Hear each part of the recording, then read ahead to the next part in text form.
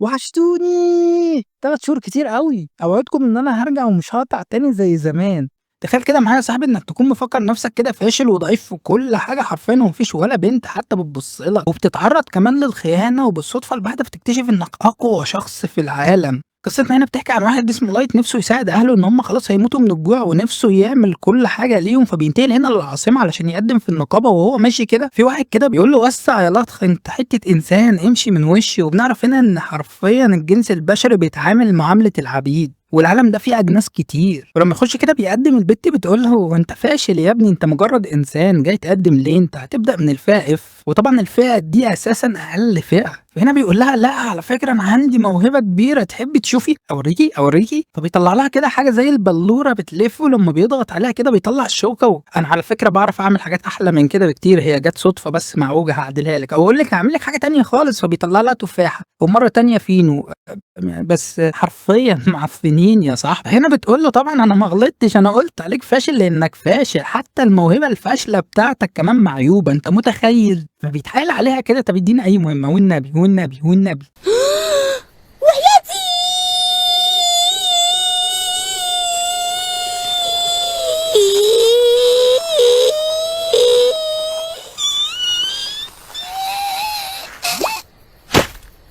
وحياتي عندك. هي بتقول له أنا مالي يا ابني، ما بُص وراك أنت من الفئة F وشوف أي حاجة مناسبة ليك. بس المشكلة هنا إن صاحبنا أساسًا ما بيعرفش يقرا، لإن هو جاي من عيلة فقيرة جدًا، لدرجة إن هم ما عندهمش أساسًا رفاهية إن هم ممكن يخشوا مدرسة أو كُتّاب أو أي حاجة يتعلموا فيها القراية والكتابة. فهنا هو صعب عليها، فبتقول له طب خلاص تمام، الفئة بتاعتك أساسًا كل اللي عندها جمع مخلفات حيوانات وتكسير حطب وحاجات كتير كده. بس الغريبة هنا إن هو بيوافق وبنشوفه بيتعب في كل حاجة حرفيًا، بس في آخر اليوم كده بيبقى فرحان جدًا إن هو جاب الفلوس دي من عرق جبينه وهو أول مرة يشتغل في حياته. على الرغم إن الفلوس دي قليلة جدًا، بس في ناس كده من جنس الوحوش كده بيشوفوه بيخبطوا فيه كده قاصدينه وبياخدوا منه الفلوس، وطبعًا بيقولوا له ده تعويض عن إنك خبطتنا. وطبعًا بطلنا هنا بيقعد يتوسل ليهم بكل الطرق علشان يدوا له الفلوس، لأن هو محتاجها عشان يأجر غرفة عشان ينام، لأن هو مش من المنطقة هنا. والوحش هنا ده بيضربه وبيقول له يا فاشل الفلوس دي ما تكفكش أساسًا تجيب اسطبل للحيوانات، وبيمشوا ويسيبوه هنا. بس الغريبة هنا إن كل الناس من حواليه بيقعدوا يشتموه لمجرد إنه إنسان وبشري، وبيفضل مرمي كده في الأرض لغاية لما في واحدة كده بتمد له إيديها، وحرفيًا قمر يا جماعة، جنية، ولا هي فعلًا من الجن. وهنا بيمد إيديه وبيشوفها كده بس بيتخض جدًا لأن إيديه متوسخة ووسخة، وهم شكلهم ناس مهمة أوي ولابسين لبس محترم جدًا، والبت دي جميلة، فبالنسبة له مستحيل في بنت تبص له في حياته. ولسه بيعتذر تاني البت هنا مسكته بالعافية وحضنته. وهنا أنا باحلم يا جماعة والّا في إيه؟ وفي إيه أنتم مين؟ أنتم قصدنا أنا صح؟ أنا حاسِّك متلخبطة بس بيني وبين حد تاني يمكن، مش أنا. ها؟ اسمعي مني مش أنا. وبنعرف طبعًا إن هم أعضاء في فرقة اتحاد الأعراق، وإن هم بيمثلوا ال9 أعراق الموجودين في الكون، واللي بيتكلم ده غارو، وافتكروا الاسم ده كويس، والقمر دي ساشا. وبيتعرفوا طبعًا كلهم على بعض وهنعرفهم مع الوقت. وبنعرف هنا إن هم ناقصهم واحد عشان يمثل العرق البشري، وإن هم عايزين ينهوا العنصرية والتميز بين الأعراق. وبنشوفه كده بعدها بيتحط عليه حرفيًا لإن هو ضعيف جدًا، وبتنقذه هنا ساشا وبتزعق له كده وبتقول له إحنا هنا في الهاوية يا ابني وفي مغارة، حرفيًا ممكن نموت في أي لحظة، خليك ورايا علشان أحميك، ما ينفعش تموت أنت نهائيًا. وحتى لما بيزعل كده لأن هي بتزعق له وبتحاول تصالحه وتعتذر له. وغارو هنا أجيب لكم 2 ليمون طيب بالنعناع أو أضبط لكم ديت. وسيون بتقول للايت كده هو أنا قصرت معاك في حاجة؟ أنا قصرت معاك في حاجة يا ابني؟ ما أنا موجودة يا حبيبي حبنا أنا. فساشا طبعًا بتتكسف وبتحاول تفهمهم حب إيه يا جماعة، وأنا مش مهتمية بيه أساسًا، بس أنا خايفة من سمعتنا لما يتقال إن في فرد من عندنا مات. وغيره هنا بيتريق عليها يا بنتي موت إيه وبتاع إيه، طب راعي إحساس الولا، يعني أنتِ كنتِ من شوية بتحبيه موتيه. فدراجون هنا بيخش عليه وما تزعلش يا اسطى ما تزعلش، انت مش فاشل قوي على فكره، انت بتعرف تعمل احلى كوبايه شاي تحفه فنيه بالبسكوت. فبيفرح قوي كده زي العبيط، وبيفضلوا كده على كده كذا يوم، وفي مغاره كده من المغارات بيوصلوا كده لمكان مقفول. ودراجون هنا بيقول له حلو قوي كده عشان ما يعرفش يهرب. ودلوقتي هنا بيقول لهم ثواني هحضر لكم الشاي يا جماعه، الواد ده على نياته جدا. وبيقفوا كده كلهم، ودراجون بيقول له انت مطرود، وهو مش فاهم اي حاجه. والتاني بيقول له تحب اشتهجها لك؟ مطرود. والتاني مصدوم في عالم تاني مش فاهم اي حاجه. يا عيني عليك يا ابني. وساشا هنا انت غبي قوي قوي قوي. وسيون هنا البشر كلهم اغبياء، وحتى القزم هنا بيتدخل اخيرا هنخلص منك ومن قرفك. والباقي هنا ريحتك زي الزفت وحشه، احنا كنا مستحملين بشري بالعافيه. يا عيني عليك يا ابني الصدمه تقيله. وهو طبعا مش مصدق. انتوا بتهزروا ولا ايه؟ ايه اللي بيحصل ده بالظبط؟ انتوا كنتوا حلوين معايا قوي وهم طبعا انت غبي يا اسطى. ما باين جدا ان احنا كنا بنضحك عليكم وبنمثل. وهو ليه طيب ضمتوني من الاول؟ هنا بيفهموه كده ان هو اول ما ظهر في النقابه الناس استغربت من قوته، وفي ناس كده في القياده بتاعه الدوله وبتاعه المغارات كلها شافوا فيك انك ممكن تكون السيد الجديد، وقوتك ممكن تكون جباره وممكن تنشئ اشياء كتير من العدم تكفينا وتكفي الامبراطوريه. بس المشكله هنا انك حساله وكل حاجه عندك بتطلعها بايظه. وساشا بتقول له انا كان كمان المفروض ان انا هتجوزك، بس مجرد ان انا افكر ان انا هتجوز بشري دي حاجه يعني تخليني حرفيا عايز انتحر. انت ممكن تلمسني انت يا حسالة؟ وتاني طبعا مصدوم يا جماعه في حته تانية خالص. سيد مين وقياديون مين وقاده مين انت بتقولوا ايه؟ انا مش فاهم حاجه. ودراجون هنا بيقول له احنا اتكلمنا كتير قوي لازم تموت دلوقتي حالا. وغارو هنا لا هقول لك استنى بس قبل ما تموت، كده كده انت ميت فهفهمك. بس دراجون بيتدخل ويقول له لا لازم نمشي على حسب الخطه، ما ينفعش يعرف اي حاجه نهائيا. والتاني يموت؟ اموت مين؟ انا اموت ولا مين هتموتوه ولا في ايه؟ انت غبي يا ابني. احنا مش بنطردك من الفريق بس، احنا بنطردك من الحياه نهائيا. وبيهجم كده مره واحده عليه كده وبيعوره في وشه وبيتصدم التاني، وبعدها كده بيحاول يجمع نفسه عشان يجري. وساشا هنا اول ما بتشوفه يجري حرفيا بتجيب السهم في رجله وبتوقعه. وهو طبعا مصدوم، دي كانت اكتر واحده بتحبه وخلاص كان بيعشقها حرفيا. بس الغريبه هنا ان كلهم بيتلذذوا بالصوت اللي هو بيصوته والعذاب اللي هو بيتعذب فيه. وبس الكل هنا بيزعق لغارو عشان ما خلصش عليه، وبيقولوا له لازم السيناريو اللي اتكتب من القياديون يتعمل بالظبط، وان موته يبان ان هو كانه هجوم اساسا من الحيوانات والوحوش اللي كانت موجوده هنا. فبطل تفضل تعذب فيه كده، اقتله عشان نخلص عشان ناخد المكافاه. وبيقول لهم حاضر يلا موت يا حساله يا فاشل. ايه اللي بيحصل ده؟ انا لازم اعيش، اهلي هيموتوا لو ما رجعت لهمش باي حاجه. انا ليه اتخلقت بشري وليه ضعيف؟ وفجاه كده مره واحده هنا بيتفتح بوابه من العدم، ولسه التاني بيهجم عليه بيختفي من قدامهم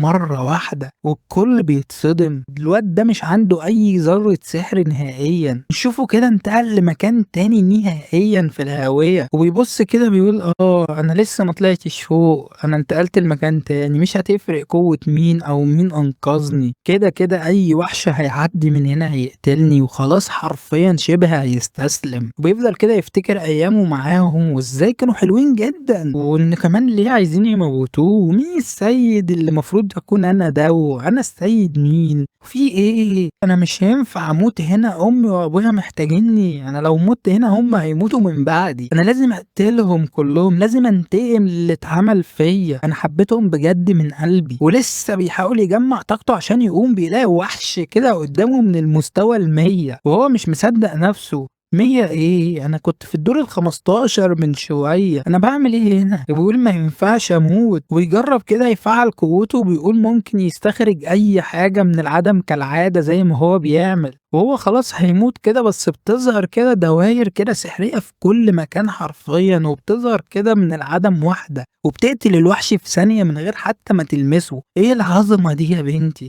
ايه القوة دي؟ وبتقول محدش يلمس السيد بتاعي، وبتحط ايديها كده عليه وتشفي جروحه كلها. بتقول له انا اسفه ان انا شفيت جروحك بدون امر او اذن، بس ما احتملتش اشوف البشره بتاعت السيد بتاعي في الحاله دي. هو طبعا مستغرب ان جروحه كلها اتشافت مره واحده، وبيقوم فرحان ايه ده مفيش وجع. بس سيد مين؟ انا اسمي لايت. السيد ده انا اقسم بالله ما اعرفه، قسما بالله انا بقالي ساعتين بيتقال لي يا سيد وانا ما اعرفش مين سيد ده اصلا. فهنا بتقول له لايت ايه الاسم العذب الرقيق القمر ده؟ وهو طبعا مصدوم. قمر مين؟ قمر مين ده؟ العيال في الزريبه عندنا في القريه كانوا بينادوني بابجي لايت. لا انت لو عايزه سيد بجد ممكن تلاقيه في الرودها اللي بعدينا او في ابو شنكي، مش هنا.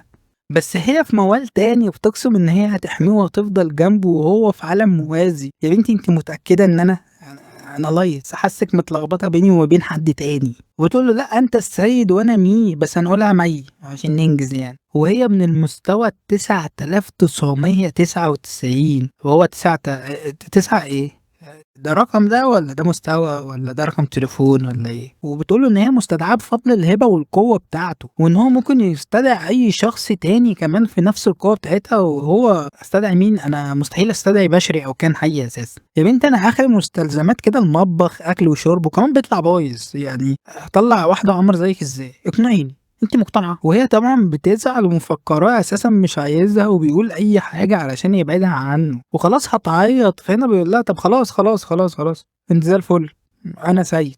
وطبعًا بتحاول تثبت له إن هو سيد فعلًا وإن قوته جبارة، فبتقول له كده أنا ممكن أقيس قوتك، وهنا لما بتحاول تقيس قوته كده حرفيًا ما بتعرفش، وبتقول له إيه ده؟ إيه القوة الجبارة دي؟ أنا من كتر القوة الجبارة مش قادرة حتى أقيسها، وده طبعًا راجع لإن في تفاوت كبير جدًا في القوة ما بيني وما بينك، وهو تفاوت ما أكيد ما أنا صفر وأنتِ 9000 لازم، لازم، أنتِ مقتنعة بس، افتكري بس إن أنا قُلت لِك إن أنا مصفّر. أنا مصفّر العداد، علشان أي حاجة بعد كده لو اكتشفتيها إن أنا على الأبيض ما تزعليش. وهي طبعًا في حتّة تانية هنا بعد المستوى اللي داخل أساسًا على 10,000 دوّة مش قادرة نَفْسه، إيه العظمة بتاعتك دي يا سيدنا؟ وتفهموا هنا إن قوته أساسًا بتقدر تخلّيه يستدعي أي حاجة من العدم حتى لو أشخاص أو بطاقات أو أي حد أو وحوش حتى من أي حتّة حرفيًا. بس طبعًا القوة دي مشروطة إن هو يكون في طاقة حواليه في الجو علشان يمتصّها علشان يستخرج أو يستدعي الشخص المعين اللي هو عايز يستدعيه، وهنا كل ما ينزل في الهاوية أو الديماس دوّة بتزداد القوة اللي موجودة حواليه في الجو. طبعًا هي بتشكره وبتقول له شكرًا إنك نزلت للمستوى 100 عشان تستدعيني. وهو طبعًا مغامرات مين يا بنتي أنا كنت فوق أساسًا، وبيبدأ يعيط كده وبيقول لها إن هو جاي مع ناس وخانوه خلاص كانوا بيقتلوه، وكل هَمّه دلوقتي إن هو كان يساعد عيلته، بس هو عشان اتولد بشري وضعيف في العالم ده أساسًا بتحصل له حاجات غريبة وكل الناس بتخونه وفي ناس أحيانًا تدوّر عليه، بس هنا لمّا بيفضل يعيط كده هي هنا بتحضنه وبتقول له هنا أمرني إن أنا أطلع أقتلهم لك كلّهم كل اللي خانوه في ظرف دقيقة واحدة يكونوا قدّامك، فهنا بيقول لها لأ أنا عايز أنتقم بنفسي وأقتلهم أنا وأبقى أقوى واحد زيِّك، وعايز أتعلم قوتي والهبة اللي أنتِ بتقولي عليها اللي عندي دي، وطبعًا بطلنا بيفضل يتدرب 3 سنين وبتنتقل الأحداث لما بعد ال3 سنين، وبنشوف كده في مشهد تاني خالص ماشي ومعاه خَدَم كتير جدًا وهو في قصر، وبنشوف إن كل الخدامات دي بتموت عليه أساسًا ونفسها أساسًا تشوفه أو تكلمه، ومَيّة هنا بتقول له أمرني بس أقتل لك البنات أم سُرم اللي ورايا دول، أمرني بس اديني نُص أمر حتى. وبنعرف طبعًا إن هو أسس مدينة كده في مغارة من المغارات اللي هي تحت الأرض، وطبعًا شعبيته فيها زادت جدًا لإن هو بقى قائد المكان كله حرفيًا المؤسس بتاعها، وبنعرف إن عنده قادة كتير وأهمهم طبعًا 4 قادة، ومي بعتت واحدة منهم كده ترسم الهاوية واسمها أيوكي، علشان هي أساسًا مرعوبة وحوش، والوحوش اللي في الهاوية مش هتعمل معاها أي حاجة خالص، وفي واحدة كده تانية اسمها إيلي ودي الساحرة بتاعتهم، والتالتة اسمها ناس خبيرة في القتالات القريبة، وبنعرف كده إن هي ما بتحبهاش ولا بتطيقها نهائيًا، بس هو بيقول لها لأ أنا باحبها جدًا دي أكتر واحدة عبيطة شُفتها في حياتي، وبيقابله كده واحد اسمه جاكو بيقول له إيه يا اسطى أنت اتأخرت ليه كده؟ فهي متضايقة جدًا يا اسطى يا ابني اتكلم مع لايت عدل يا ابني اسمه لايت سما، بس طبعًا بطلنا مش مهتم هو عادي متصاحب عليه وبنشوفهم كده بيخشوا كده في قتال تدريبي وحرفيًا إبداع أسطوري، ولايت كده بيهجم عليه بس جاك هنا بيحول بطنه لفولاذ مرة واحدة، والضربة ما بتأثرش فيه نهائيًا وبيكملوا كده قتال، وبنشوف العبيطة كده الناس بتأمن القصر وبتتفقده كله، وبتشوف كده الخدم وهم طبعًا شايفينها عبيطة فبياخدوها على قد عقلها كده ويطبلوا لها وبيضحكوا كده عليها ويقولوا لها في مكان كده صحيح عايزينك تروقيه، فبتقول لهم أروق إيه أنا بأمن بس، فهنا بيقولوا لها ما إحنا غلطنا بس هتأمنيه ولا تزعلي نفسِك، وبيدوها كده رسالة ويقولوا لها اديها اللايت واوعي تقولي لأي حد نهائيًا بالذات مي عليها، وبتروح كده المكان وطبعًا بتطلع غرفة لايت والاتنين هنا بيقعوا في بعض مي وهي، فمي هنا بتقول لها أنتِ بتعملي إيه هنا؟ يلا بنتي من هنا هش، والناس بتقول لها السؤال الأهم أنتِ بتعملي إيه هنا؟ وبتتحرج أوي جدًا وبتقول لها أنا كنت بانضف المكان، بس طبعًا بتطنشها وبتخش كده بتلاقي السرير متنعكش وبتقول لها إيه ده؟ أنا حاسة إن كان في حد نايم هنا، إيه أنتِ كنتِ نايمة على السرير والّا أنا عايزة أعرف اللي حصل بعد إذنك؟ فمي هنا اتصدمت مش عارفة تقول إيه، فبتقول لها كده أنا كنت بأمن المكان مش أكتر، أنتِ فاهمة غلط، مش يمكن كان في متفجرات على السرير؟ أنا بانام وباجربه علشان ما يحصلش أي حاجة، وهي طبعًا بتصدق ومي بتقول الحمد لله اللي هي جت في العبيطة بنت العبيطة دي، والناس هنا بتقول لها الخدامات كده طلبوا مني حاجة ورسالة أوصلها للايت، فهنا بتقول لها طب وريني، وريني، وريني، ولما بيشوفوا الرسالة كده بتعرف إن هم أساسًا بيوصلوا رسالة للايت إن مي هنا هي محتكرة الأوضة وهي اللي بتنضفها، وإن هم لازم يلغوا الاحتكار ده وينضفوا الأوضة معاها. وان هي كمان بتعاملهم وحش جدا. وناس هنا بتروح لمروضه الوحوش وهي حرفيا قطه بريه، وهنا كل ما تسالها على حاجه التانية بتقول لها مياو، ما بتتكلمش. انا ما بتكلمش يا بنتي الغبيه، انا قاعده معاكي بقالي 3 سنين المفروض تكوني عارفاني. بس التانية طبعا عبيطه بتكمل اسئله. رحتي مع لايت، عملتي الخريطه، عملت اي حاجه؟ فالتانية زهقت، راح كاتبه لها ورقه بقى، بقول لك ايه شيل امي، خدي الورقه دي كتبتها لك، شوفي بقى اجابه الاسئله. وفي اخر الورقه كاتبه لها بالله عليك ما تنسيش ان انا ما بتكلمش غير باستخدام اي اداه سحريه، غير كده ما بتكلمش، مش طالبه غباء بقى. فزي كده وراحت على الكرسي بتاع العرش بتاع اللايت حرفيا وقعدت تلعب في كل حاجه. بس الغبيه كده بتفضل تحضن في الكرسي كده وبتكسر كده تمثال وبتتصدم صدمه عمرها. بنعرف كده ان التدريب انتهى كده، وجاك هنا بيكلم لايت بيقول له ان انت حرفيا بقيت من اقوى الناس حرفيا في المغارات هنا كلها وفي كل المستويات، بس ما تنساش ان في ناس هنا لسه اقوى منك وفوق الارض كمان، فاوعى تخش بغشوميه. ونشوف كده مي بتهزق في الخدم كلهم حرفيا، انتوا عايزين تنضفوا الاوضه وبعدين انا بعملكوا وحش يا ولاد الجزمه منك ليها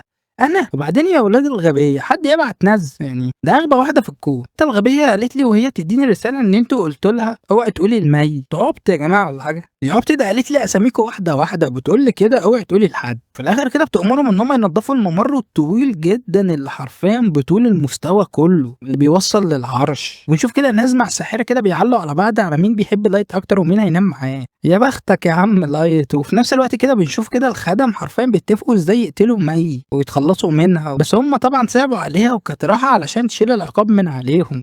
بس تسمعهم كده هما بيتكلموا ازاي هيقتلوها، ودخلت عليهم انتوا عايزين تقتلوني يا ولاد الكلب، وبتأمرهم كده ان هما ينضفوا غرفة العرش والممرات كلها، يلا زودوا دي كمان. وبتقول لهم كده انا طول ما انا موجودة هنا اساسا انتوا حرفيا يا اما هتشتغلوا عندي عبيد يا اما هسجنكم طول عمركم. ويروحوا كده ينضفوها كده وهما بينضفوا كده التمثال اللي الناس كانت كسرته اساسا ولحمته اي لحام كده اتكسر منهم تاني.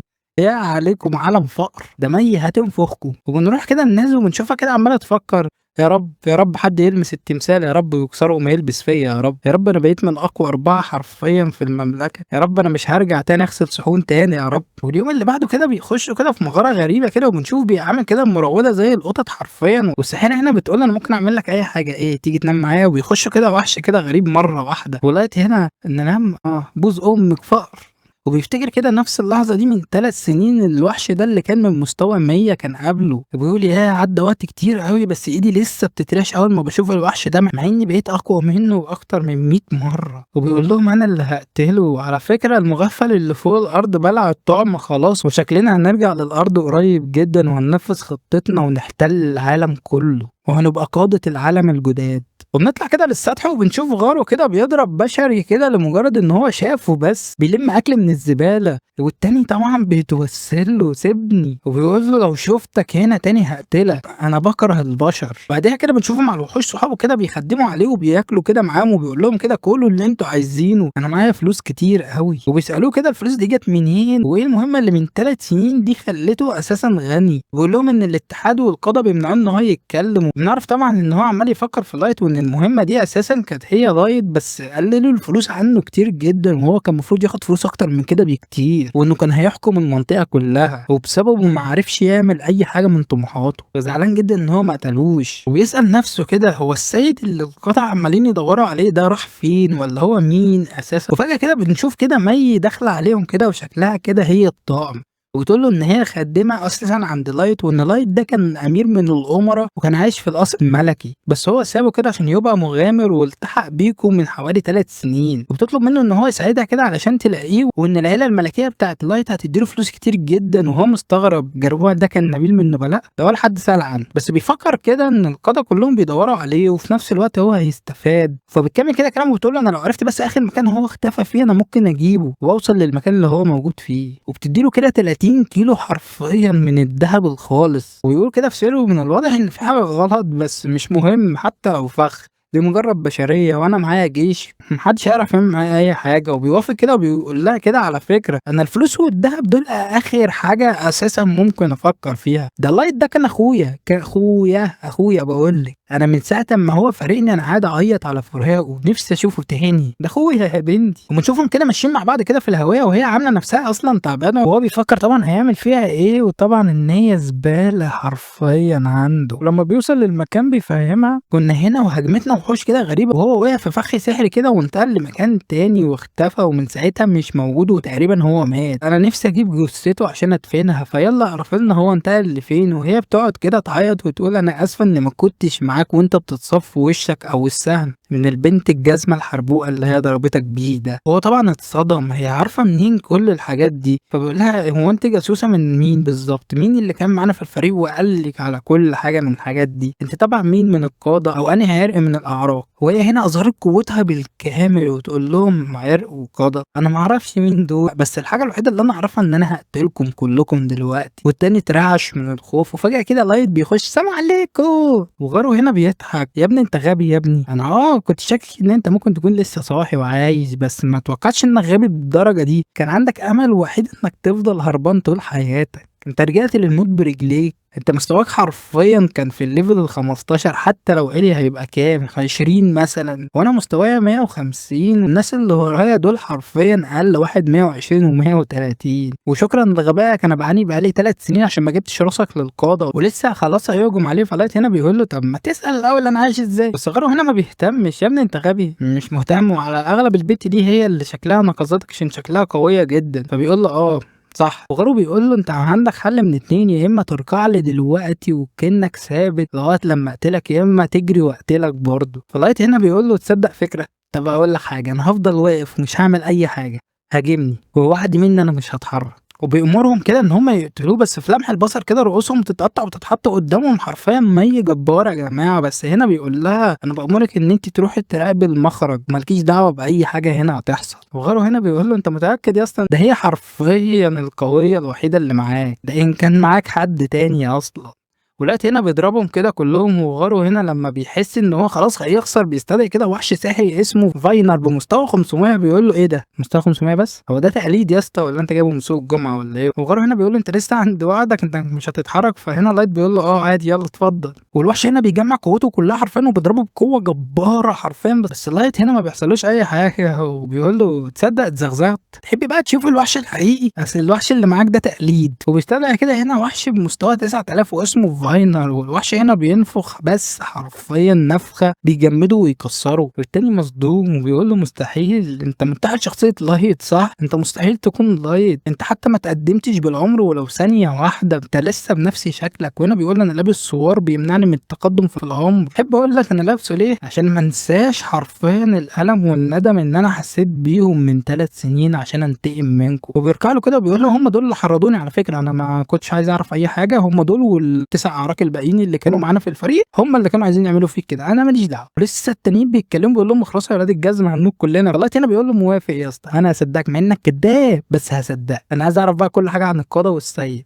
اللي انتوا بتدوروا عليه ده. فبيقول له والله العظيم ما اعرف اي حاجه، القضاء والحكومه هم اساسا اللي طلبوا مني اعمل كده. فبيسالوا كده طيب طب ليه اساسا كنتوا عايزين تقتلوني طالما انا ما طلعتش السيد؟ والتاني هنا بيقول له والله برضه ما اعرف. فلقيت هنا بيسال اتباعه كده تعرفوا حاجه، فكلهم كل واحد قال حاجه، وفي اللي بيقول له عارف وتعالى هوديك ليهم. بس طبعا مي هنا قتلتهم كلهم لاننا بنعرف ان مي هنا بتعرف تكشف الكدابين، وبتقول اي حد هيكذب عليك او يخدعك يا سيدي هيموت في الحال. والتاني هنا مصدوم هو في ايه. ولايت هنا بيساله سؤال جبار حرفيا، تتوقع لو طلعت بقوتي دي وحاربت كل الناس اللي فوق مين يكسب؟ وصحيح ما تكدبش عليا عشان مي مش حلوه في طاعه الاوامر، يعني بتقتل على طول. وطبعا التاني من كتر الخوف بيعمل حمام على نفسه، ايه الرعب ده؟ وبيقول له كده ممكن تكسب في الاول بس ما اظنش انك هتعرف تكمل، لان حرفيا العالم في سلام بقاله فتره وبيخزن اسلحه كتير ودروع، وكل الحاجات دي هتكون واقفه في وشك وانت لوحدك اصلا. فلايت هنا بيقول له تصدق صح،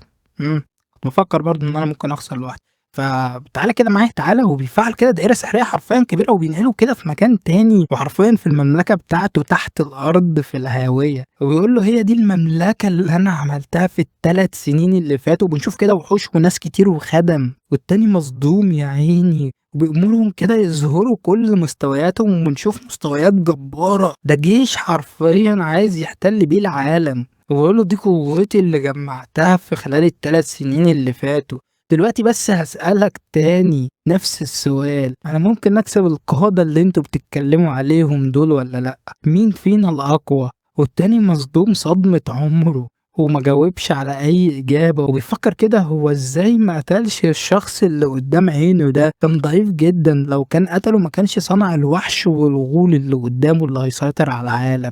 بيقول له كده أنت بتحاول تحكم العالم أو تكون إيه بالضبط، أو إيه الكيان اللي أنت عايز تبقى إيه، والوقت هنا بيقول له مش عارف الصراحة عايز أبقى ملاك والّا أحكم العالم والّا تفكر كده معايا ممكن أبقى شيطان العالم، هو هيحصل حاجة لو دمرت العالم كله، تتوقع أكون طيب؟ أنا عارف يا اسطى إن أنا قُلت لك هاسألك سؤال واحد بس للأسف هاسألك سؤال تاني عشان مش لاقي إجابة ليه، تتوقع لما أنا أحكم العالم هاكون طيب والّا شرير؟ هاقتل الناس والّا هابقى معاهم؟ أنا هابقى أنهي واحد بالضبط؟ تعرف تجاوبني؟ وبيعدّي كام يوم كده ويسترجع لايت كده ذكرياته لمّا هو أساسًا كان راجع للقرية بتاعته معاهم، بس حرفيًا لقاها متدمرة، حتى هو ما يعرفش ليه أو مين، والغريب إن في جثث مفقودة ومنها جثث إخواته بس الباقي ميت، ففي احتمال كده إن هم على قيد الحياة، وجولد هنا اللي هو الراجل الكبير اللي قدامك اللي أصلًا حرفيًا الدرع بتاعه من الدهب بيقول له كده يالّا نمشي بقى عشان ما ينفعش حد يشوفنا، والبت التانية دي اللي هي النيمو بتقول له كده عيب يا ابني عيب تتكلم مع السيد لايت كده، وخصوصًا لإن هو زعلان على عيلته يعني خلّي عند أمك دم، وطبعًا ده في الوقت الحاضر الذكريات بس لمّا هو كان جاي مع ال4 اللي فاتوا، المهم هو بيقول لها كده هو أنتِ مالِك أصلًا يا بت أنتِ أصلًا محموقة من إيه؟ أنتِ مالِك أنا باكلم السيد بتاعِك، والّا هو أي تطبيل وخلاص؟ عيلة مطبلاتية أوي، وهي كده لأ أنا باحب اللايت مش باطبل له وده الطبيعي لإنه السيد بتاعي وهو بتحبيه.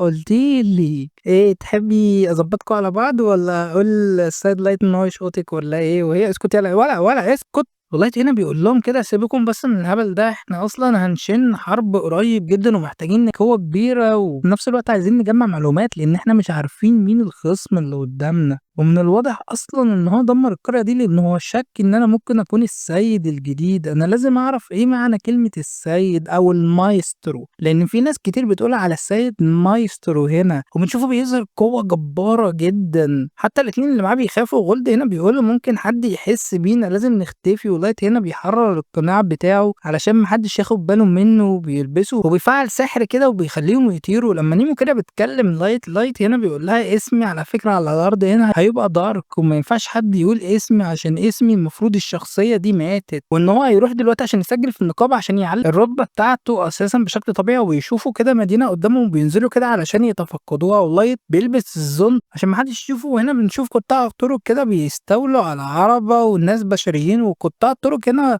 لاحظوا غُل، ونيمو هنا بتبُص له أنت السبب يا بغل، إيه ده كلّه؟ أنت إيه اللي أنت جايبه ده؟ وطبعًا بيتدخّلوا وبيربطوهم أساسًا بالحبل والاتنين اللي أنقذوهم كده بيشكروهم جدًا وبياخدوهم كده في طريقهم للمدينة، لإن هم رايحين مدينة داغاس، وبنعرف إن المدينة دي أساسًا على جنوب المملكة، وهي بتقع ما بين مملكة البشر ومملكة الإلف، ولمّا بيوصلوا كده بيفهموا إن هو أساسًا عنده فندق، وإن هم لو عايزين أي حاجة حرفيًا هيعملها لهم، وبينزلوا كده من العربة وبيروحوا يكمّلوا كده طريقهم، ولمّا بيخشوا النقابة كده بيكتشفوا إن البشر بيتم تمييزهم هنا برضه، ونيمو هنا بتتخانق مع الموظفة، لإن هي عايزة تسجل لايت أو دارك هنا بالفئة F وده لإنه مجرد بشري، تقول لها لأ أنتِ عندِك حاجات كتيرة عندِك فيها S وE وX أنتِ باقول لِك حاجة جمّعيهم كلّهم على بعض واعملي لي اسم كده ومش هاقدر أنطق الاسم الصراحة، وجولد هنا لأ ما أظنش إن إحنا ينفع نجمعهم لإن هيبقى شكله منحرف جدًا، وبتقول له اسكت يا عجل يا ابن العيلة ما حدش طلب رأيك.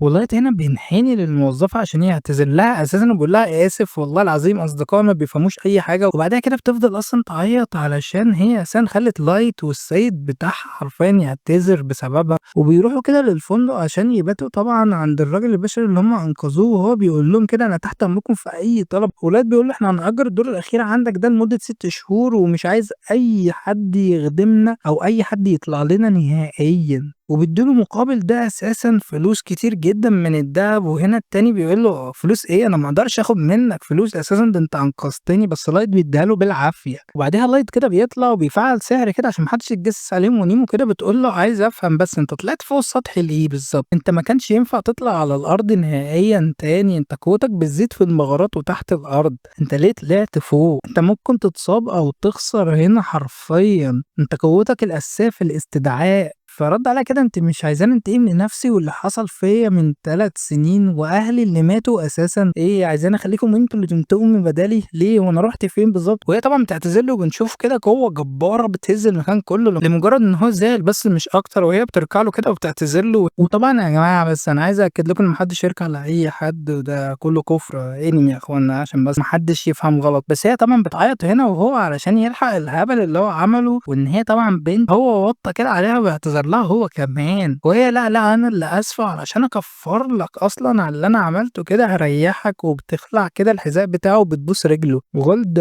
هتشرحي بقى ولا ايه؟ انا حاسك شمال يا بنت شمال. وبيفضلوا يتخانقوا كده طول اليوم حرفيا، واليوم اللي بعده بيروح عشان يخش في المغارات اللي هناك في المدينه ديت، وينزلوا في الديماس تحت الارض وبيقفوا كده طابور طويل جدا. وبنشوفها طبعا ملزقه في لايت، فهي لايت بطلت تلزيق بقى، بطلت تلزيق بقى وبعيده عني بقى، عايز اخد نفسي. وهي طبعا زعلانه: ايه انا غلطانه يعني؟ انا غلطان ان انا عايزه احميك. ويشوفوا 3 كده داخلين كده في الطابور بالعافيه اساسا مغطين راسهم. ولاد هنا بيقول في 2 اقوياء، والاهم منهم في واحد قدام كده قوي جدا، ده حتى ماشي بسلاح تقيل جدا ولا كانه اصلا ماسك اي حاجه، ماشي عادي خالص. ولايت هنا لما حس ان البشر اساسا بيتم تمييزهم كالعاده لان هم خدوا دور اساسا بشر قدامهم، فبيزعق لهم كده ويقول لهم: انتوا خدتوا دور ناس تانية على فكره، ومن الوقاحه انكم تخشوا مره واحده في الطابور. والتاني: انت عارف انت بتكلم مين؟ بس انت عارفنا؟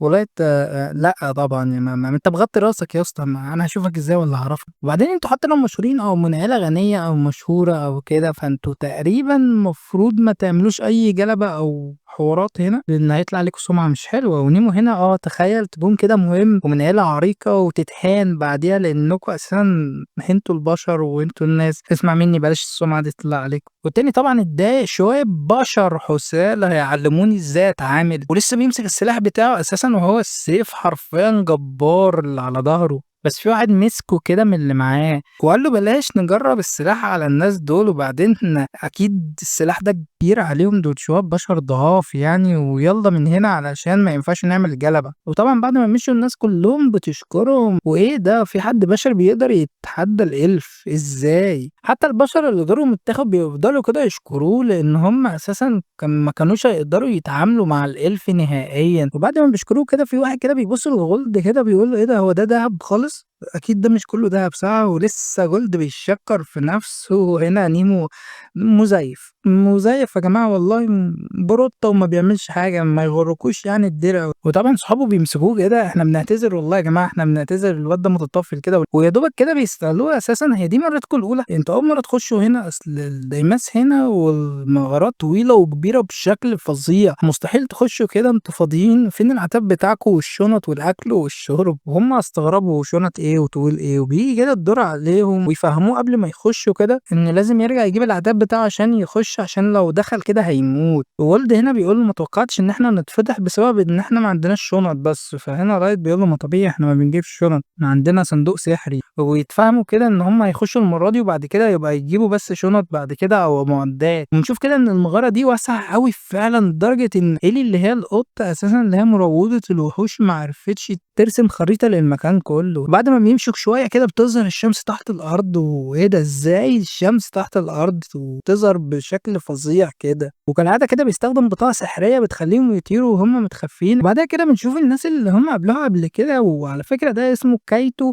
وبيحط عليهم حرفيا على الارض. في واحد بيقول له: بالراحه بس عليهم، مش عايزين نعمل جلبه. وبعدين هم عملوا لك ايه؟ بصوا لي وحسيت ان بصيتهم مش حلو، وزاد لما قلت لهم اركعوا لي ما فهموش، فرحت قاتل. فبيقول له: لا لا اهدى بس، احنا جايين اساسا عشان التنانين. فبيقول له: اسكت انت، اسكت انت يا ناك، والعلم ده اسمه ناك، وهو اسمه كده قسما بالله. وبيقول له كده: انا حفيد المايسترو والسيد العظيم، ازاي ابقى في المستوى ال 1500 بس؟ انت مش باحث يا ابني ولا ايه؟ ما تخليني اقوى. وهنا هو بيضحك بالفعل وبيقول له: حاضر يا فندم، انا هخليك فعلا اقوى واحد، بس اصبر عليا شويه. وبنرجع كده اللايت تاني، وطبعا اللايت هنا حط على كل الوحوش وتوسخ في نيمو. هنا: تحب احميك طيب وانضفك؟ وغلد: انا قلت عليك شمال، انا قلت عليك شمال، مش عايزاه تصدقي. وطبعا هي: انت مال امك، انت مال امك، انت بتتدخل انا في كل حاجه، انا عامله لك حاجه واكله ورثك. بيرجعوا كده يطيروا التاني، بس اللايت هنا بيقول لهم: لازم ننزل علشان ممكن حد يكتشفنا، لان التخفي ما بيتفعلش دايما. ونيمو هنا: اكيد، ما احنا معانا بغل